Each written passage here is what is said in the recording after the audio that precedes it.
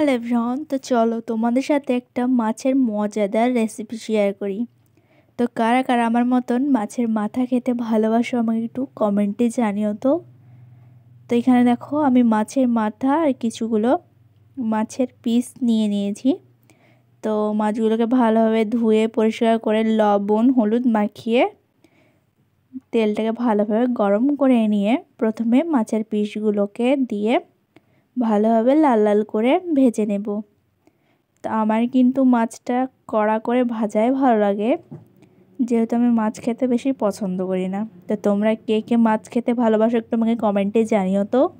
তোমাদের মাছ না মাংস না ডিম ভাল লাগে সেটা আমাকে কমেন্ট করতে কিন্তু একদমই ভুলবে না। তো দেখো এখানে মাছগুলোকে ভালোভাবে ভেজে কিন্তু তুলে নিচ্ছি।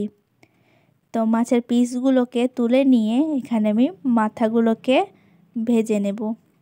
তো সব মাছের মাথা ভেজে তুলে নিয়ে কড়াইয়ের মধ্যে দিয়ে দেব গোটা জিরে আর শুকনো লঙ্কার ফোড়ন।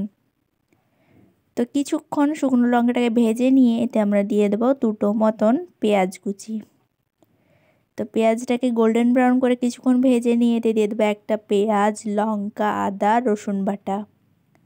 সাথে দিয়ে দেব আমরা স্বাদ মতন লবণ, হলুদ গুঁড়ো, একটু লঙ্কার গুঁড়ো, জিরে গুঁড়ো, ধনে গুঁড়ো।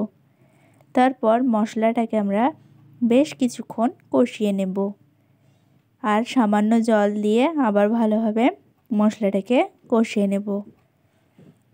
তো মশলাটাকে ভালোভাবে কষিয়ে নিয়ে এতে আমরা যতটা পরিমাণে ঝোল দরকার ততটা জল দিয়ে ভালোভাবে ঝোলটাকে ফুটিয়ে নেব।